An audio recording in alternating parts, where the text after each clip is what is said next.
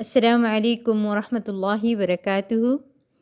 نحمده ونصلی علی رسولہ الکریم، اما بعد فاعوذ باللہ من الشیطان الرجیم، بسم اللہ الرحمن الرحیم۔ رب اشرح لی صدری ویسر لی امری واحلل عقدۃ من لسانی یفقہوا قولی۔ سیرت صحابیات میں آج ہمارا موضوع ہے سیدہ ام عمارہ رضی اللہ عنہا، خاتون احد۔ ان کا نام نصیبہ، والد کا نام کعب بن عمرو بن عوف، جن کا تعلق قبیلہ بنو حازن بن نجار سے تھا۔ بنو نجاریہ وہی قبیلہ ہے جس میں نبی صلی اللہ علیہ وسلم کے ننیھال تھے۔ جب آپ صلی اللہ علیہ وسلم 6 برس کے تھے تو اپنی والدہ اور ام ایمن کے ساتھ آپ صلی اللہ علیہ وسلم کے مدینہ کا وزٹ کیا تھا اور تقریباً 1 ماہ تک بنو نجار کے ساتھ رہے تھے۔ آپ صلی اللہ علیہ وسلم کی حدیث کے مطابق انصار کے قبیلوں میں سے بنو نجار کا قبیلہ سب سے افضل قبیلہ تھا۔ ایک مرتبہ آپ صلی اللہ علیہ وسلم نے یہ بھی فرمایا کہ اگر میں انصار میں سے کسی کے ساتھ شامل ہوتا، یعنی کسی کے گھر میں اترتا، تو میں بنو نجار میں سے ہوتا، یعنی ان کے ساتھ ہوتا۔ والدہ کا نام رباب بنت عبداللہ تھا۔ زمانہ جاہلیت میں ام عمارہ کی شادی زید بن عاصم کے ساتھ ہوئی اور اس سے عبداللہ اور حبیب پیدا ہوئے۔ دونوں کو رسول اللہ صلی اللہ علیہ وسلم کے صحابی ہونے کا شرف حاصل ہوا۔ جب سیدہ نصیبہ کا خاوند جو ہے زید بن عاصم فوت ہو گیا تو یہ غزیہ بن عمرو کے ساتھ رشتہ ازدواج میں منسلک ہو گئیں۔ اس سے تمیم اور خولہ پیدا ہوئے۔ سیدہ نصیبہ رضی اللہ عنہا کو پہلے مرحلے میں اسلام قبول کرنے کا شرف حاصل ہوا۔ انہوں نے سیدنا مصعب بن عمیر رضی اللہ عنہ کے ہاتھ پر اسلام قبول کرنے کی سعادت حاصل کی۔ سیدہ نصیبہ رضی اللہ عنہ، ان کے خاوند سیدنا غزیہ رضی اللہ عنہ اور پہلے خاوند زید بن عاصم کے دونوں بیٹوں عبداللہ اور حبیب نے اسلام کے جھنڈے اور اللہ کے کلمے کی سربلندی کے لیے نظر مان رکھی تھی۔ انہوں نے اس عظیم ہدف کے لیے اپنی جانوں کے نذرانے پیش کیے۔ سیدہ ام عمارہ رضی اللہ عنہ مشرکین کے خلاف میدان جنگ میں پانی پلانے اور زخمیوں کی مرہم پٹی کرنے کے خدمت سر انجام دینے کے لیے نہیں آتی تھی، بلکہ وہ اپنی تلوار کو کافروں کے خون سے تر کرنے کے لیے میدان جنگ میں اترتی، یعنی عملی طور پر میدان جنگ میں اترتی تھی، اور ان کے پیش نظریہ ہوتا کہ وہ اپنی تلوار سے رسول اللہ صلی اللہ علیہ وآلہ وسلم کا دفاع کریں گی۔ جب حج کے موسم میں سیدنا مصعب بن عمیر رضی اللہ عنہ ایام تشریق کے دوران میں رسول اللہ صلی اللہ علیہ وسلم کے ساتھ عقبہ میں ملاقات کے لیے مدینہ منورہ سے روانہ ہوئے تو ان کے ہمراہ ایمان لانے والے انصار کے 73 یعنی 73 مرد اور 2 عورتیں ام عمارہ نصیبہ جن کا نام تھا بنت کعب مازنیہ اور ام منیع اسماء بنت عمرو بن عدی بھی تھیں۔ امام احمد نے عقبہ کی حدیث کعب بن مالک سے بیان کی اور اس ملاقات میں طے پانے والی تمام باتوں کی رداد بیان کی۔ وہ فرماتے ہیں کہ ہم اپنی مشرق قوم کے ساتھ حج کے موسم میں روانہ ہوئے۔ ہم نے نماز پڑھی اور مسائل کو سمجھا۔ ہمارے ساتھ بروا بن معرور تھے جو ہمارے بڑے اور سردار تھے۔ جب ہم سفر کے لیے تیار ہو کر مدینہ منورہ سے روانہ ہو گئے تو بروا نے ہم سے کہا، اے برادران قوم، مجھے ایک خیال آیا ہے، پتہ نہیں تم اس میں میری موافقت کرو گے یا مخالفت، یعنی میری بات مانو گے کہ نہیں۔ ہم نے پوچھا کیا؟ ہمیں بھی تو پتہ چلے۔ اس نے کہا کہ اس عمارت یعنی کعبہ کی طرف پیٹ کرنے کو دل نہیں چاہتا، میں تو اس کی طرف رخ کر کے نماز پڑھوں گا۔ ہم نے کہا ہم تو ایسا نہیں کر سکتے کیونکہ ہمارے نبی شام کی طرف رخ کر کے نماز پڑھا کرتے تھے، یعنی وہ مسجد اقصیٰ کو قبلہ سمجھتے تھے، ہم اس کی مخالفت نہیں کر سکتے۔ اس نے کہا میں تو کعبہ کی طرف رخ کر کے ہی نماز پڑھوں گا۔ ہم نے کہا ہم ایسا نہیں کریں گے، لہٰذا جب نماز کا وقت آیا تو ہم نے شام کی طرف رخ کر کے نماز پڑھی اور برا نے کعبہ کی طرف رخ کر کے نماز ادا کی۔ پھر ہم مکہ معظمہ پہنچ گئے۔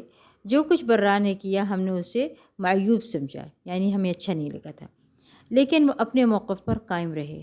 جب ہم مکہ معظمہ پہنچے تو اس نے کہا، اے میرے بھائی کے بیٹے، رسول اللہ صلی اللہ علیہ وسلم کے پاس چلیں اور ان سے دریافت کریں کہ جو میں نے سفر میں کیا ہے یہ ٹھیک ہے، کیونکہ آپ لوگوں نے میری مخالفت کی جس سے میرے دل میں دھڑکا سا لگا ہوا ہے۔ فرماتے ہیں ہم روانہ ہوئے، ہم رسول اللہ صلی اللہ علیہ وسلم کے بارے میں دریافت کرنے لگے، کیونکہ ہم آپ کو نہیں پہچانتے تھے اور نہ ہی اس سے پہلے آپ کو دیکھا تھا۔ مکے کا رہنے والا شخص ملا جس سے رسول اللہ صلی اللہ علیہ وسلم کے بارے میں پوچھا۔ اس نے کہا کیا تم انہیں پہچانتے ہو؟ ہم نے کہا نہیں۔ اس نے کہا کیا تم ان کے چچا عباس بن عبد المطلب کو پہچانتے ہو؟ ہم نے کہا ہاں، ہم عباس بن عبد المطلب کو اچھی طرح جانتے تھے کیونکہ وہ ہمارے پاس تاجر کی حیثیت سے آیا کرتے تھے۔ اس شخص نے کہا جب تم مسجد میں داخل ہوگے تو جو شخص عباس بن عبد المطلب کے پاس بیٹھا تمہیں دکھائی دے گا وہی رسول اللہ صلی اللہ علیہ وسلم ہے۔ ہم مسجد میں داخل ہوئے تو ہم نے دیکھا کہ عباس بن عبد المطلب بیٹھے ہیں اور ان کے ساتھ رسول اللہ صلی اللہ علیہ وسلم بھی بیٹھے ہوئے ہیں۔ ہم سلام کر کے آپ کے پاس بیٹھ گئے۔ رسول اللہ صلی اللہ علیہ وسلم نے عباس رضی اللہ عنہ سے فرمایا اے ابو الفضل۔ ابو الفضل حضرت عباس کی کنیت تھی اور ان کے بیٹے کا نام تھا نا، ہمیں پیچھے ام الفضل پڑھ کے آئے تھے، یہ اسی بیٹے کی نسبت ان کی کنیت تھی۔ تم ان دو اشخاص کو جانتے ہو؟ یعنی اللہ کے نبی صلی اللہ علیہ وسلم نے حضرت عباس سے پوچھا کہ تم ان دو اشخاص کو جانتے ہو؟ انہوں نے کہا ہاں، یہ اپنی قوم کا سردار برا بن معرور ہے اور یہ دوسرا کعب بن مالک ہے۔ آپ صلی اللہ علیہ وسلم نے پوچھا شاعر؟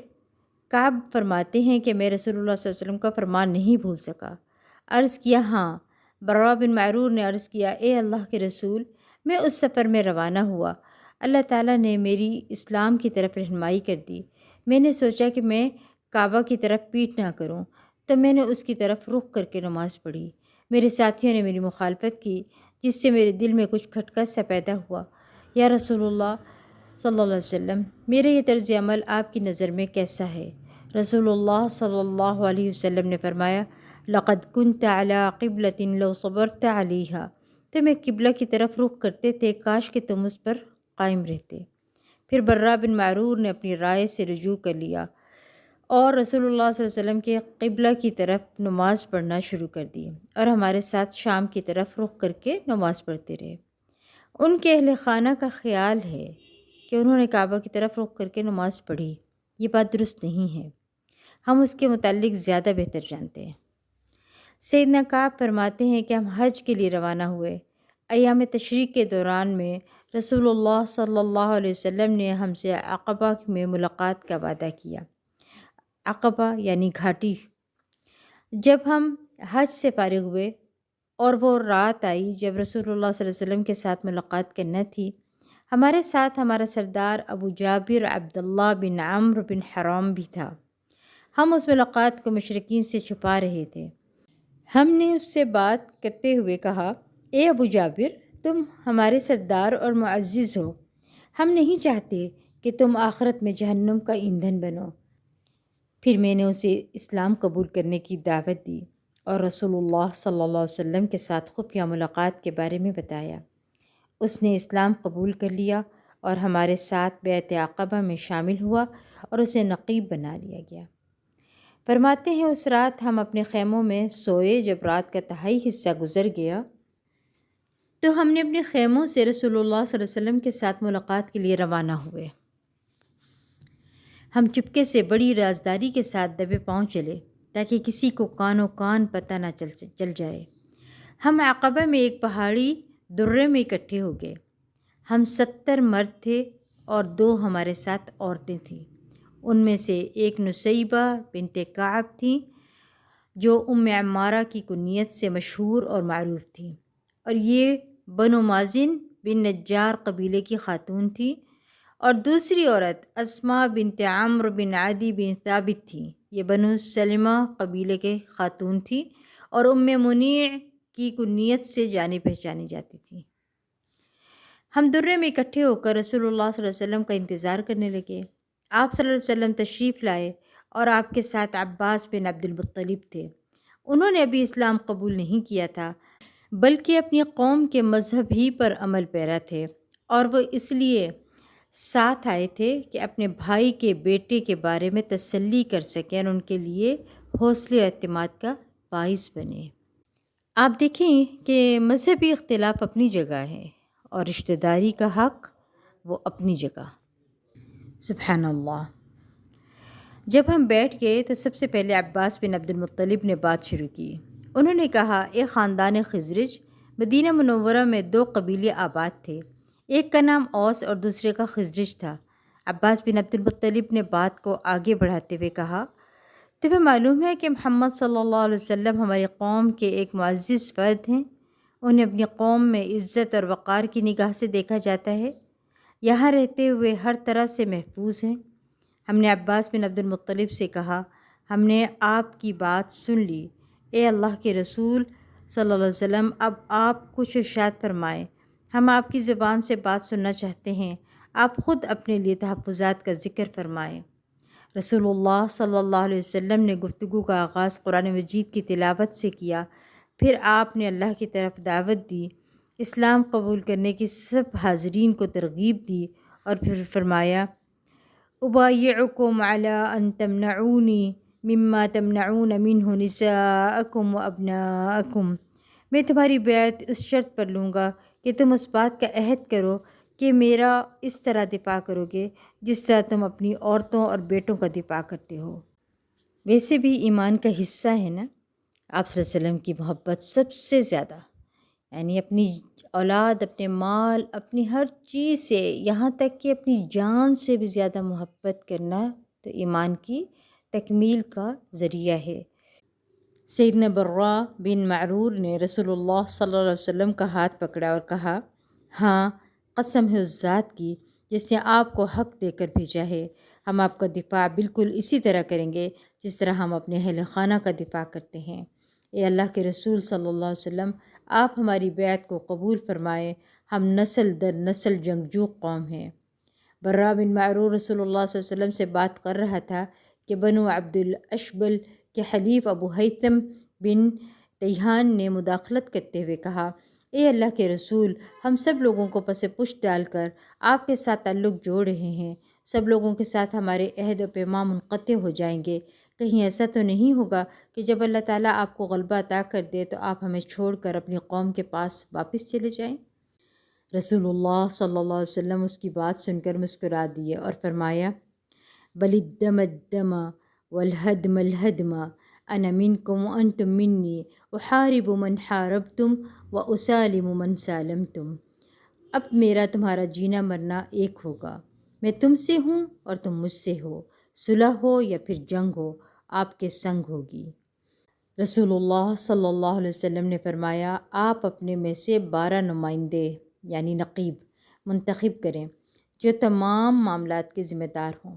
تو انہوں نے 12 نمائندوں کا انتخاب کیا، 9 خزرج قبیلے کے اور 3 اوس قبیلے کے تھے۔ کتنے تھے؟ ٹوٹل 12 نقیب۔ مدینہ منورہ کی خواتین میں سیدہ ام عمارہ رضی اللہ عنہ پہلی خاتون تھی جنہوں نے سب سے پہلے بیعت کرنے کی سعادت حاصل کی۔ اس کے بعد سیدہ ام منیع رضی اللہ عنہ نے بیعت کرنے کا شرف حاصل کیا۔ جب تمام مرد بیعت کرنے سے فارغ ہو گئے تو سیدہ ام عمارہ رضی اللہ عنہ کا خاوند غزیہ بن عمرو آگے بڑھا اور عرض کیا، اے اللہ کے رسول صلی اللہ علیہ وسلم، ہمارے ساتھ 2 عورتیں بھی آئی ہیں، وہ بھی آپ کی بیعت کرنا چاہتی ہیں۔ تو رسول اللہ صلی اللہ علیہ وسلم نے فرمایا، قد بایعتہما علی ما بایعتکم علیہ انی لا اصافح النساء، میں نے جس طرح تمہاری بیعت لی ان دونوں کی بھی قبول کی، میں عورتوں سے مصافحہ نہیں کرتا۔ اس سے یہ پتہ چلتا ہے کہ بیعت کے وقت آپ عورتوں کے ہاتھ پر ہاتھ نہیں رکھا کرتے تھے۔ انصار کا وفد اپنے نمائندوں کے ہمراہ رسول اللہ صلی اللہ علیہ وسلم کے ساتھ ملاقات کے بعد مدینہ منورہ کی طرف راضی خوشی واپس آیا۔ ہر ایک نے اسلام کی نشر و اشاعت کے لیے بھرپور کردار ادا کیا اور سبھی رسول اللہ صلی اللہ علیہ وسلم کی مدینہ منورہ تشریف آوری کا انتظار کرنے لگے۔ سیدہ ام عمارہ رضی اللہ عنہا نے جہاد کا سفر جنگ احد سے شروع کیا۔ ام سعد بنت سعد بن ربیع رضی اللہ عنہا اس جنگ کے رودات بیان کرتی ہوئی فرماتی ہیں، یہ وہی ام سعد ہیں جن کا پیچھے ہم پڑھ کر آ رہے ہیں پچھلے لیکچر میں، کہ میں سیدہ ام عمارہ رضی اللہ عنہا کے پاس گئی اور اس سے عرض کیا، آپ مجھے جنگ احد کے حوالے سے اپنا کوئی واقعہ بتائیں۔ تو سید ام عمارہ رضی اللہ عنہا نے فرمایا، میں صبح کے وقت میدان احد کی طرف روانہ ہوئی۔ میں لوگوں کو دیکھ رہی تھی کہ وہ کیا کر رہے ہیں۔ میرے پاس مشکیزہ تھا جس میں پانی تھا۔ میں چلتے ہوئے رسول اللہ صلی اللہ علیہ وسلم کے پاس پہنچ گئی۔ آپ صلی اللہ علیہ وسلم صحابہ کرام کے جھرمٹ میں تھے۔ پہلے مرحلے میں مسلمانوں کا پلڑا بھاری تھا، لیکن جب مسلمانوں کی ہزیمت کا سامنا کرنا پڑا تو رسول اللہ صلی اللہ علیہ وسلم کا دفاع کرنے کی غرض سے میدان جنگ میں دشمن پر اپنی تلوار سے حملہ آور ہوئی، اور میں نے اس جنگ میں تیر کمان کا بھی استعمال کیا اور لڑائی میں زخمی بھی ہوئی۔ سیدہ ام سعد رضی اللہ عنہ بیان کرتی ہیں کہ میں نے سیدہ ام عمارہ رضی اللہ عنہ کے کندھے پر گہرا زخم دیکھا تو میں نے ان سے پوچھا، یہ زخم آپ کو کس نے لگایا ہے؟ ام عمارہ رضی اللہ عنہ نے کہا، ابن قمیعہ نے۔ ہوا یہ کہ دوران جنگ میں لوگ بکھر گئے۔ ابن قمیعہ چیختے ہوئے کہنے لگا، لوگو مجھے بتاؤ کہ محمد صلی اللہ علیہ وسلم کہاں ہیں؟ اگر آج وہ بچ گئے تو پھر میں نہیں بچوں گا۔ یہ صورتحال کو دیکھ کر مصعب بن عمیر اور دیگر چند مجاہدین اس کے مقابل آئے۔ میں بھی ان کے ساتھ تھی۔ ابن قمیعہ نے مجھ پر وار کیا، میں نے بھی اس پر اپنی تلوار سے وار کیے، لیکن اللہ کے اس دشمن نے 2 زرہیں پہن رکھی تھیں۔ جو لوہے کی زرہیں پہنتے ہیں نا، 2 پہنی ہوئی تھیں۔ اس کے وار سے میرے کندھے پر یہ گہرا زخم لگا۔ دمرہ بن سعد مازینی اپنی دادی کے حوالے سے بیان کرتے ہیں کہ میری دادی جنگ احد میں شریک تھی۔ انہوں نے مجاہدین کو پانی پلانے کی خدمات سر انجام دی تھیں۔ وہ فرماتی ہیں کہ میں نے رسول اللہ صلی اللہ علیہ وسلم کو یہ فرماتے ہوئے سنا، لمقام نصیبۃ بنت کعب اليوم خیر من مقام فلان و فلان۔ آج نصیبہ بنت کعب کا مقام و مرتبہ فلاں اور فلاں کے مقام و مرتبے سے بہتر ہے، یعنی مردوں کی طرف اشارہ کرتے ہوئے فرمایا۔ دمرہ کی دادی کا نام ہند تھا۔ انہوں نے سیدہ ام عمارہ رضی اللہ عنہ کو دیکھا کہ وہ جنگ احد میں انتہائی جوش اور ولولے کے ساتھ دشمنوں کے ساتھ لڑ رہی تھی، اور انہوں نے اپنی کمر کے ساتھ پٹکا باندھ رکھا تھا۔ جنگ کے دوران میں انہیں 13 زخم لگے۔ ابن قمیعہ نے ان کے کندھے پر وار کیا جس سے ایک گہرا زخم لگا۔ سیدہ ام عمارہ رضی اللہ عنہ پورا سال اس زخم کا علاج کرواتی رہیں۔ آپ دیکھ لیں، سبحان اللہ۔ جنگ احد سے فارغ ہونے کے بعد رسول اللہ صلی اللہ علیہ وسلم کی طرف سے اعلان کیا گیا کہ دشمن کے تعاقب کے لیے حمراء الاسد کی طرف تمام مجاہدین پیش قدمی کریں۔ سیدہ ام عمارہ رضی اللہ عنہ نے بھی ارادہ کیا کہ وہ مجاہدین کے ساتھ حمراء الاسد کی طرف روانہ ہو، لیکن زخموں سے زیادہ مقدار میں خون بہنے کی وجہ سے کمزوری بہت زیادہ ہو چکی تھی، جس کی وجہ سے وہ سفر پر روانہ نہ ہو سکی۔ سیدہ ام عمارہ رضی اللہ عنہ جنگ احد کے بارے میں اپنی یادداشتیں بیان کرتے ہوئے فرماتی ہیں کہ شدت جنگ کی وجہ سے مجاہدین رسول اللہ صلی اللہ علیہ وسلم کے آس پاس سے بکھر گئے۔ آپ کے پاس چند افراد باقی رہ گئے۔ آپ کے پاس باقی رہ جانے والے تقریباً 10 افراد ہوں گے۔ آپ دیکھیں سبحان اللہ، جنگ احد میں 1000 کا لشکر تھا، 3 سے تو چلے گئے تھے نا منافقین، باقی کتنے رہ گئے تھے؟ 700 رہ گئے، جن میں سے بھی صرف 10 بچے ہیں جنہوں نے استقامت دکھائی، نبی صلی اللہ علیہ وسلم کے آس پاس تھے، آپ صلی اللہ علیہ وسلم کا دفاع کرنے لگے۔ فرماتی ہیں اس حالت میں میرے بیٹے، میرا خاوند اور میں رسول اللہ صلی اللہ علیہ وسلم کا دفاع کرنے لگے، اور صورتحال یہ تھی کہ لوگ شکست کھا کر وہاں سے گزرتے جا رہے تھے۔ رسول اللہ صلی اللہ علیہ وسلم نے میری طرف دیکھا، میرے پاس ترکش نہیں تھی۔ رسول اللہ صلی اللہ علیہ وسلم نے ایک آدمی کو وہاں سے پیٹ پھیر کر جاتے ہوئے دیکھا، اس کے پاس ترکش تھی۔ نبی کریم صلی اللہ علیہ وسلم نے اس سے کہا، اپنے ترکش اس کے سامنے پھینک دو جو لڑ رہا ہے۔ اس نے اپنی ترکش کو پھینک دیا تو سیدہ ام عمارہ رضی اللہ عنہ فرماتی ہیں کہ اس ترکش کو آگے بڑھ کر میں نے اٹھا لیا اور اس کے ذریعے سے رسول اللہ صلی اللہ علیہ وسلم کا دفاع کرنے لگی۔ دشمن کے شہسوار دستے نے ہم پر حملہ کر دیا اور ناقابل تلافی نقصان پہنچایا۔ اگر وہ بھی ہماری طرح پیادہ ہوتے تو ہم ان کے پرخچے اڑا دیتے۔ ایک گھڑ سوار نے مجھ پر تلوار کا وار کیا، میں نے اس وار کو اپنے ترکش پر روک لیا، اس کا وار خالی گیا، وہ منہ موڑ کر بھاگنے لگا۔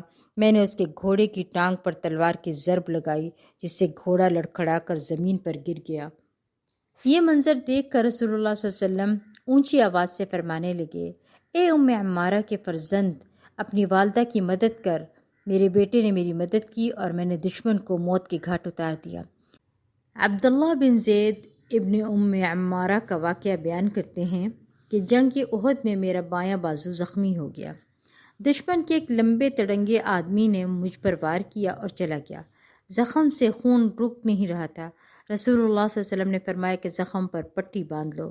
میری والدہ میرے پاس پٹی لے کر آئی اور میرے زخم پر پٹی باندھنے لگی، اور رسول اللہ صلی اللہ علیہ وسلم کھڑے میری طرف دیکھ رہے تھے۔ پٹی باندھنے کے بعد میری والدہ نے مجھ سے کہا، بیٹا جاؤ اور دشمن سے لڑو۔ نبی کریم صلی اللہ علیہ وسلم نے فرمانے لگے، وَمَن يُطِيقُ مَا تُطِيقِينَ یا ام عمارہ، اے ام عمارہ تجھ جیسا حوصلہ کون کرے۔ یہ سن کر سیدہ ام عمارہ رضی اللہ عنہ ہنسنے لگی۔ سیدنا ام عمارہ رضی اللہ عنہ بیان کرتی ہیں کہ جس شخص نے میرے بیٹے پر وار کیا تھا وہ ہماری طرف دوڑا آ رہا تھا۔ رسول اللہ صلی اللہ علیہ وسلم نے فرمایا، یہ وہ شخص ہے جس نے تیرے بیٹے پر وار کیا تھا۔ میں نے آگے بڑھ کر اس کی پنڈلی پر تلوار ماری، جس سے وہ لڑکھڑا کر زمین پر گر گیا اور تڑپنے لگا۔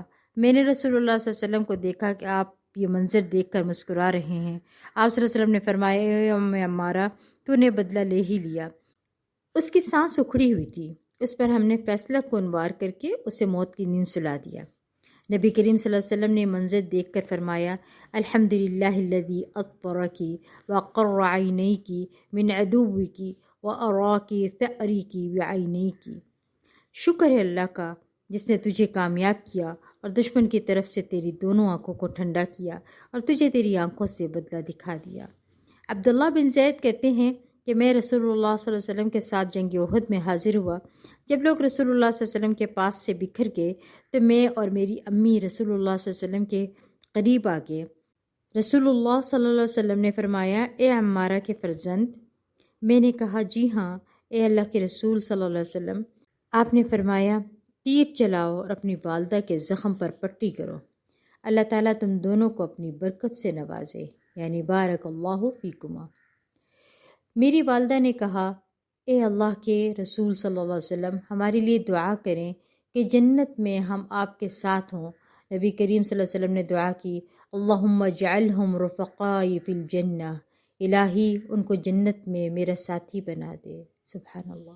سیدہ ام عمارہ رضی اللہ عنہ فرماتی ہیں کہ اس کے بعد مجھے جو بھی مصیبت لاحق ہوئی میں نے اس کی پرواہ نہیں کی، یعنی جنت کی ضمانت مل گئی، باقی دنیا کے ہم اور غم کی کیا فکر۔ استقامت کے ساتھ جمے رہنا بہت بڑی نعمت ہوتی ہے۔ اے ام عمارہ، تمہیں یہ پاکیزہ اور عمدہ دعائیں مبارک ہوں جو رسول اللہ صلی اللہ علیہ وسلم کی طرف سے تمہارے حق میں کی گئیں۔ تمہیں قیمتی بشارتیں مبارک ہوں۔ جنت میں رسول اللہ صلی اللہ علیہ وسلم کے صرف رفاقت سے بڑھ کر اور زیادہ قیمتی نعمت کون سی ہو سکتی ہے۔ سیدہ ام عمارہ رضی اللہ عنہ کو سب سے زیادہ غم اس دن لاحق ہوا جس دن رسول اللہ صلی اللہ علیہ وسلم دنیا فانی سے کوچ کر کے اپنے خالق حقیقی سے جا ملے۔ اس میں کوئی شک نہیں کہ رسول اللہ صلی اللہ علیہ وسلم کی جدائی مسلمانوں کے لیے سب سے بڑی مصیبت بن کر نازل ہوئی، لیکن سیدہ ام عمارہ رضی اللہ عنہ اپنی زندگی کے آخری لمحے تک جہاد میں مسلسل حصہ لیتی رہیں، یعنی انہوں نے اپنا مشن نہیں چھوڑا۔ نبی صلی اللہ علیہ وسلم کی وفات کی وجہ سے عام طور پر ہم کیا کرتے ہیں، جب کوئی فوت ہو جاتا ہے تو کیا کرتے ہیں، پھر اب کس کے لیے جینا ہے، یہ کہہ رہے ہوتے ہیں نا، اب کیا کرنا ہے جی کر، اب جینے کا کوئی فائدہ ہی نہیں۔ لیکن یہاں دیکھیں، مشن نہیں چھوڑا انہوں نے، سبحان اللہ، مسلسل حصہ لیتی رہیں۔ سیدنا ابوبکر صدیق رضی اللہ عنہ کی دور خلافت میں بعض لوگ مرتد ہو گئے اور انہوں نے زکوٰۃ دینے سے انکار کر دیا۔ سیدنا ابوبکر صدیق رضی اللہ عنہ نے پختہ ارادہ کر لیا کہ ان سے لڑائی کی جائے اور ان کی جڑ کاٹ کر رکھ دی جائے۔ انہوں نے لشکروں کو تیار کرنا شروع کر دیا۔ سب سے بڑا وہ لشکر تھا جس کی قیادت سیدنا خالد بن ولید رضی اللہ عنہ کے سپرد کی گئی، اور اس لشکر کو یمامہ کے کذاب مسلمہ کی سرکوبی کے لیے روانہ کیا گیا۔ سیدہ ام عمارہ رضی اللہ عنہ نے خالد بن ولید رضی اللہ عنہ کے ہمراہ جنگ میں شریک ہونے کے لیے سیدنا ابوبکر صدیق رضی اللہ عنہ سے اجازت طلب کی۔ اب دیکھیں سبحان اللہ کہ جنگ احد میں ان سے جنگ لڑی، اور یہاں پر ان کے ساتھ جنگ میں شریک ہونے کے لیے تیار ہیں جب مسلمان ہو چکے ہیں خالد بن ولید۔ تو انہوں نے اجازت طلب کی تو انہوں نے فرمایا اے ام عمارہ، ہم جانتے ہیں کہ آپ جنگ میں خوب جوش اور ولولے سے حصہ لیتی ہیں، آپ اللہ کا نام لے کر لشکر کے ساتھ روانہ ہو جائیں، میری طرف سے اجازت ہے۔ سید ام عمارہ رضی اللہ عنہ کے 2 بیٹے عبداللہ اور حبیب بھی اپنی والدہ کے ساتھ لشکر اسلام میں شامل ہو کر روانہ ہوئے۔ جنگ یمامہ مسلمانوں کے لیے تمام جنگوں سے زیادہ سخت تھی۔ مسیلمہ کذاب نے لڑائی کے لیے بڑی تعداد میں لوگوں کو جمع کر لیا تھا۔ اس کا خیال تھا کہ اسلام کا کام تمام کر دیا جائے اور اس کی جگہ اپنا سکہ رائج کیا جائے، لیکن اس مکار، دغاباز اور افترا پرداز کے خواب چکنا چور ہو گئے اور اسے منہ کی کھانا پڑی۔ جھوٹوں اور چال بازوں کا انجام بڑا خراب ہی ہوتا ہے۔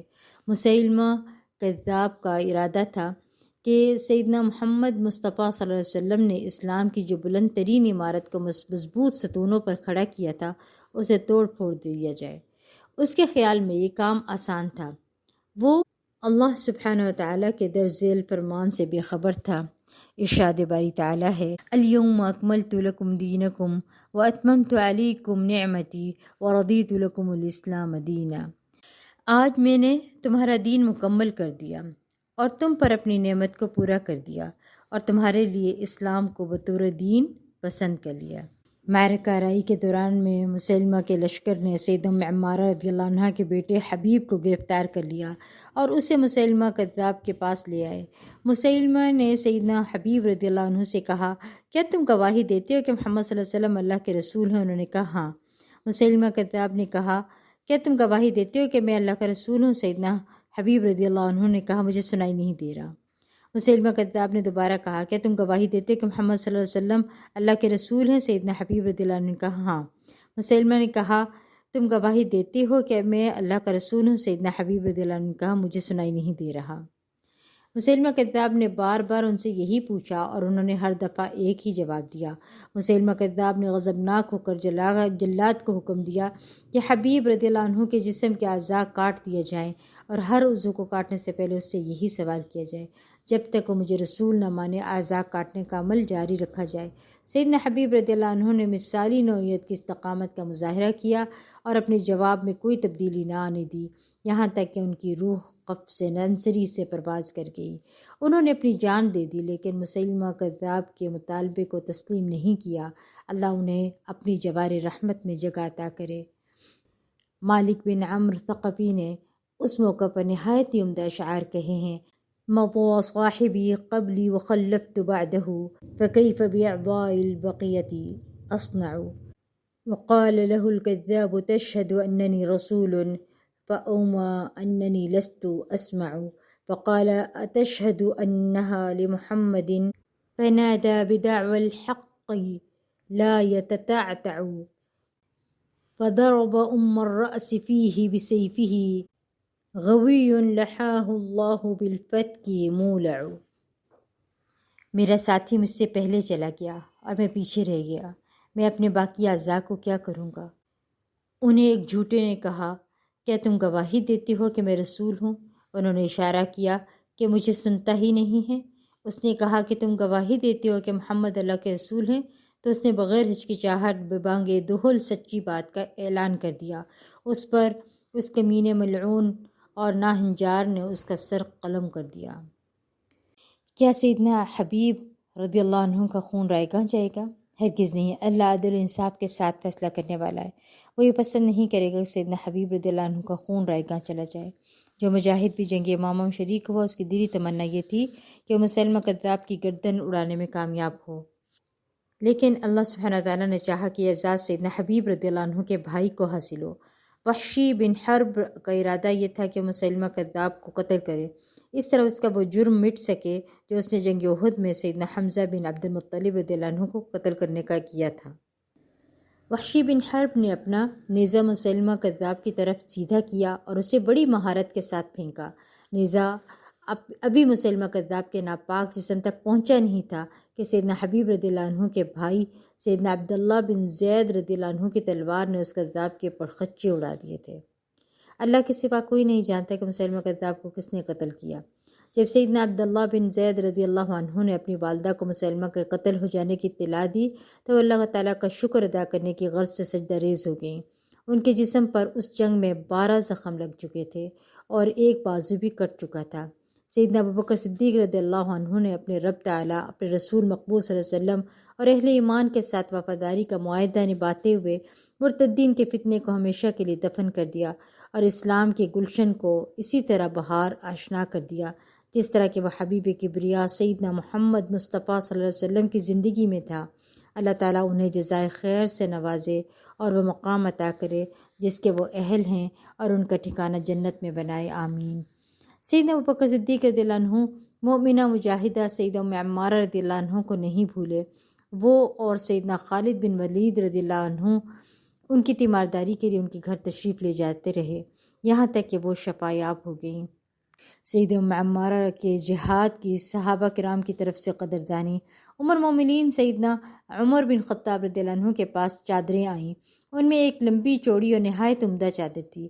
آپ کو مشورہ دیا گیا کہ چادر آپ عبداللہ بن عمرو کی اہلیہ کو دے دیں، تو امیر المومنین نے فرمایا نہیں، میں یہ چادر اس سے زیادہ حقدار خاتون کو دوں گا، اور وہ ہے سیدہ ام عمارہ نصیبہ بنت کعب رضی اللہ عنہا۔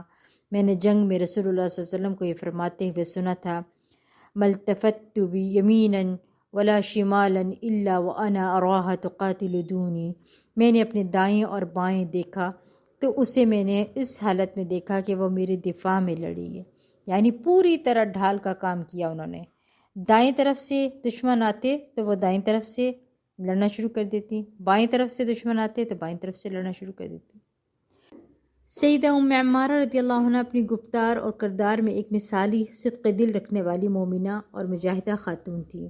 انہوں نے اللہ کی راہ میں صبر سے کام لینے، جہاد کرنے، تکالیف برداشت کرنے اور اللہ کے کلمے کو سر بلند کرنے میں ایک مثالی کردار ادا کیا۔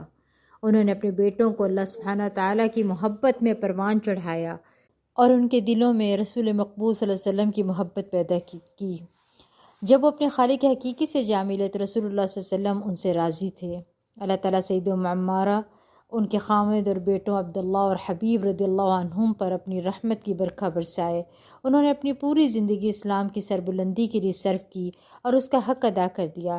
اللہ تعالیٰ انہیں جزائے خیر سے نوازے اور ان کی کاوشوں کا انہیں پورا بدلہ دے اور ان سب کو اپنی رضامندی کی سوغات سے نوازے، آمین یا رب العالمین۔ وآخر دعوانا ان الحمد للہ رب العالمین۔ سبحانک اللہم وبحمدک، اشہد ان لا الہ الا انت، استغفرک واتوب الیک۔ السلام علیکم ورحمۃ اللہ وبرکاتہ۔